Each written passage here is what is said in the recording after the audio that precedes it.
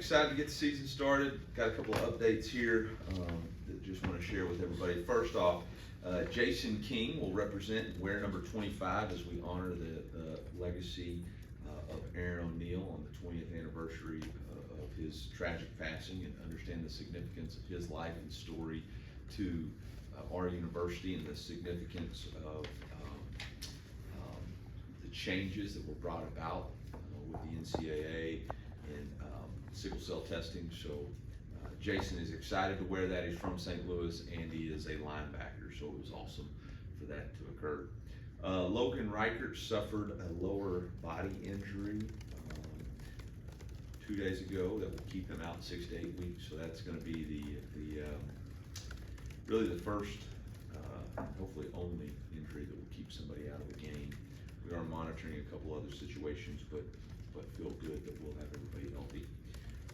Quarterbacks, we have a plan in place and have discussed with the team, and feel prepared to execute that plan, and don't feel the need to share that plan with you. So just want to make sure that we all know that. As far as University of Central Arkansas playing the Purple Bears, famous alumni Eli Drinkwitz, I think she's a proud graduate. I don't remember the year, but sister graduated from there. Have a lot of respect for their program and their head coach, Nathan Brown.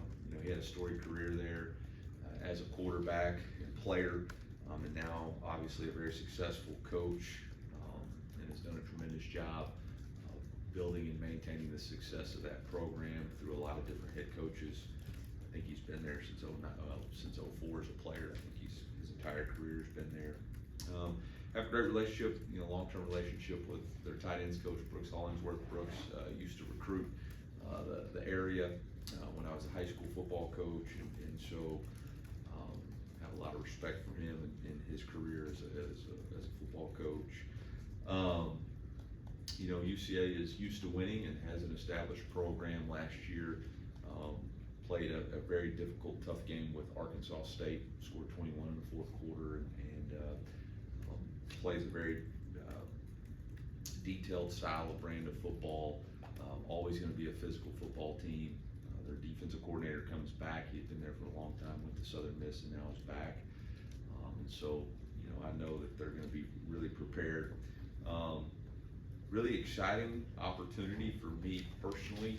Malachi Henry, their freshman wide receiver. I coached with his dad, Mo, at Springdale for several years, from 06 to 09. Malachi would have been 4 or 5 at the time, and so awesome to see his career develop, and we'll be excited to face him and to watch him chase his dream as a Division I football player. So pretty cool moment there. So really important for us this week as a football team to establish and bring our identity to life. We want to be a tough football team, and a team that plays well under pressure and executes in tough moments. And so that's going to be really important for us. That's our message to our team this week is make our identity come to life. You get one shot at a first impression, and what impression are we going to have as Team 136 in this brotherhood? So with that, I'll open up for questions. Eli, with the quarterback, even if you won't share the plan, can you just share what the reasoning and decision making behind making that decision was?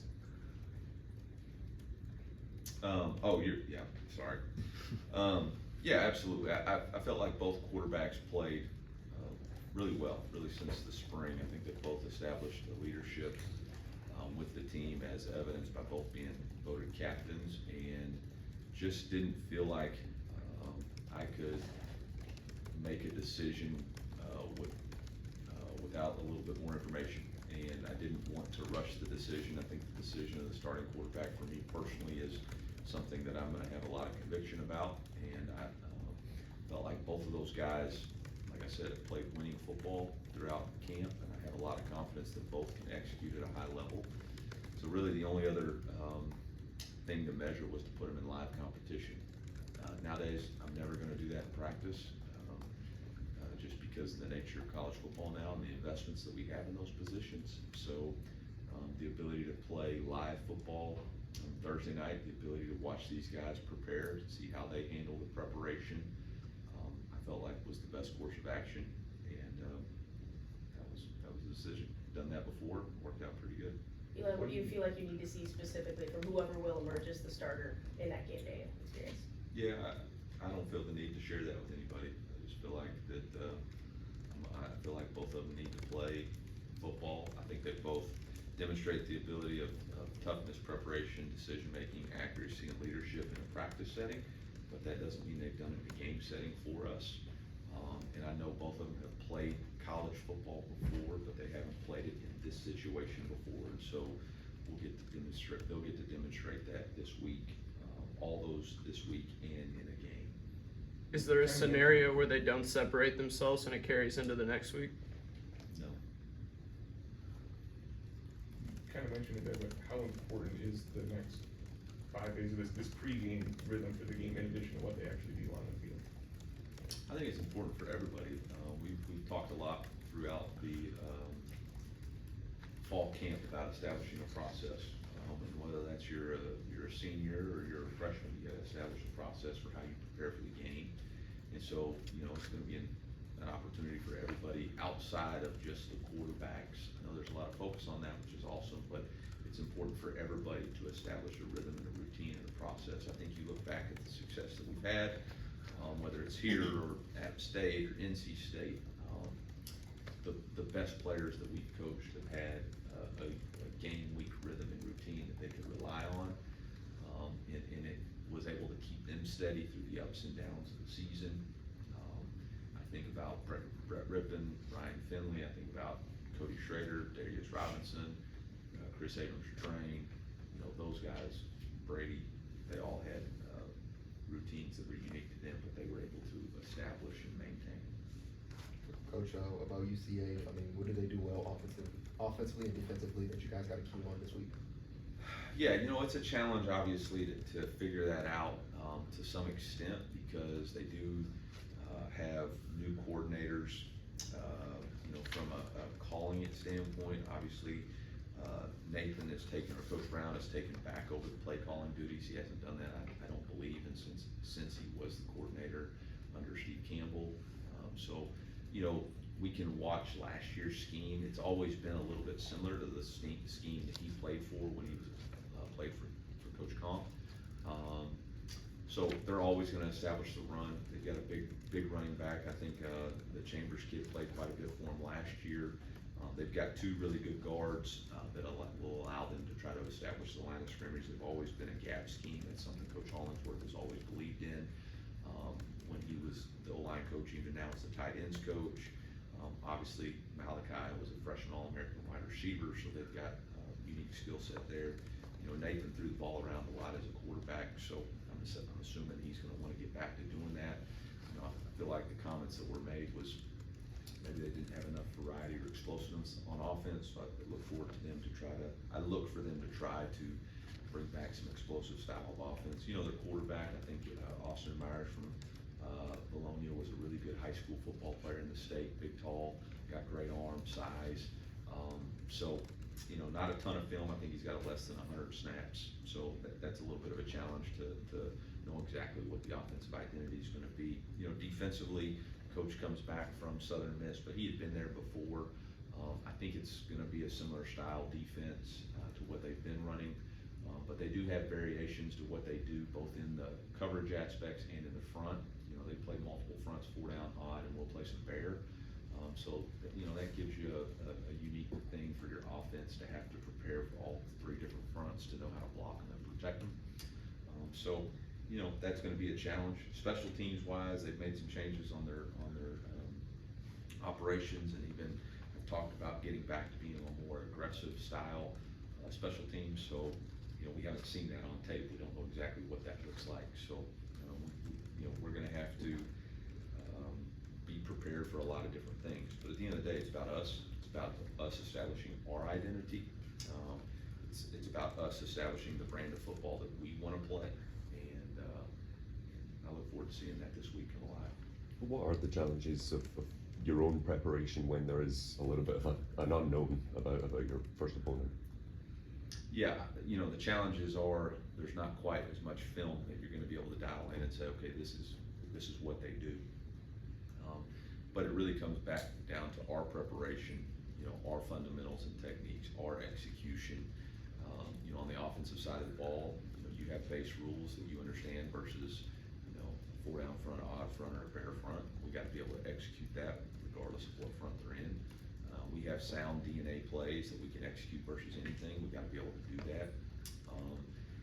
Quarterbacks are going to have to go through progression reads and understand, what the progression is. They're going to have to identify coverage and understand how that changes their progression, which is a good challenge. And so that'll be what that is. On the defensive side of the ball, it's going to be all about reading your keys.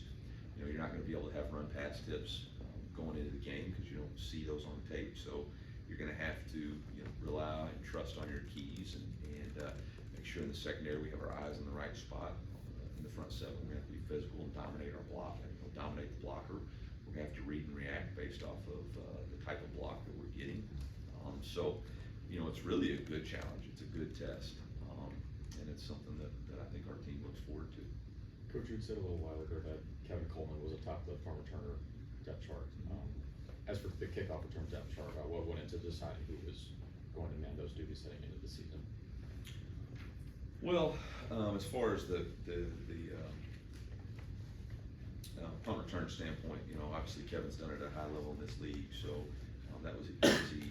Daniel Blood shared some of that responsibility last year, but we've really been proud of Demarion Folks and his ability to catch kicks and be explosive. I think he's had, we haven't obviously done that phase live, but it's been something that I think we've done quite a bit, and he's been the most explosive in that. So that's been fun to watch and develop. As far as the kickoff return, I think T-Man's been here for a long time, and he's done a lot of different things on special teams, but he's really had an explosive camp both as a ball carrier and when we try to evaluate what's going to be the best opportunity for us on the kickoff return squad, we want a big physical guy who can run through tackles, blow through smoke, and still have the ability to make people miss. And I just felt like through evaluating fall camp, he gives us the best chance. Obviously, Jamal has always been an off returner for us, and he's done a really good job on the other side of that. So, he can be an off returner. He can also be a returner. He gives one of our playmakers an opportunity to touch the ball. As a on and off field presence, what stands out about Ahmad Hardy? Wow. Ahmad's been really remarkable in his ability to assimilate to our team. He's just got an infectious personality with his teammates. But make no mistake about it, he's a physical presence running the football, and he's got the right kind of mentality and mindset with the ball in his hands. I think that combination has been really good. He's got I ride horses cowboy and takes people with him to do that, but man, when he puts his helmet on and wants to get after it, he gets after it. He talks a lot of trash to the defense, has a lot of fun. He's just got one of those, he's one of those guys you love to have in the locker room because he's about his business when he needs to be, but he's also about enjoying the journey. And I've been really impressed and pleased with him and look forward to seeing him play. We obviously got to talk to Logan just a few days ago. Tell me what his journey as a walk-on and beating cancer has meant to this team, this program. Yeah, y'all are gonna have to start identifying. We got a lot of people with the same first name, so I thought at first you were talking about Logan Rankin. No. So yeah, Logan, man, what an awesome young man. And Coach Russ says this really proudly that when you look at the evolution of our team and the establishment of our culture, guys like Logan Muckey, Anthony Favreau, Tommy Locke, Chris Cray, and I know I'm leaving Brady Holtman, I'm leaving some of them out. Those guys as walk-ons have had as much to do with the transformation of that locker room and establishment of elite edge culture as anybody. And I think Logan is a really, really strong representation of that. Guy who just shows up every day with the right kind of energy and attitude and effort, makes plays, no job's too big or too small for him, and he's willing to hold people accountable. We talk about being accountable to the standard or responsible for the standard. He's one of those guys that feels responsible for the standard that's been established and set, and he holds people to that, and he's willing to call people out. can only do that if your life and your actions are, you know, if you're accountable to the standard. So I think he's done a really, really good job, and we're just proud of him, and thankful he's on the team. Coach, with Mucky, when you first offered him a spot here to walk on, just what was it about him at that point that wanted to give him that chance? Yeah, I think pure desperation. You know, I think we do a really good job in the walk-on category, from establishing the high school players early on, like who can play, who do we think can help us. When we first got here, that wide receiver position was the position that we really need to flip that room. And whether that was through transfer or whether that was through scholarship or walk-ons. And Logan was, had all the right things about him. And obviously, you know, he was coming from a really good high school that we wanted to recruit some players from too, so that helped us. 2 or 3 more guys. Coach, Coach, you mentioned it already, but are there any other specifics on the defensive side of the ball that you want to just see go well in week 1? All of them, yes, all of them. I mean, it all starts with us stopping the run. You know, I think we wanna make sure we can establish the ability to stop the run. I think we wanna see if we can rush the passer without having to be too exotic in our pressures. I wanna see if we can establish, you know, the ability to affect the passer. I think we wanna see what kind of coverage ability we have. Are we gonna have to be a team that can we be a team that denies the ball, or do we have to be a team that has a touchdown-proof defense and just try to keep everything in front of us? Can we force takeaways, and do we tackle well? So there's a lot of things to figure out. I think we know going into it what we wanna try to establish, but you know, everybody goes in with a plan, and you're gonna have to react to the different things that occur, and we'll see. Coach, you've been a fan of the 9-game schedule, the SEC releasing that. How do you feel about that? Changed my mind.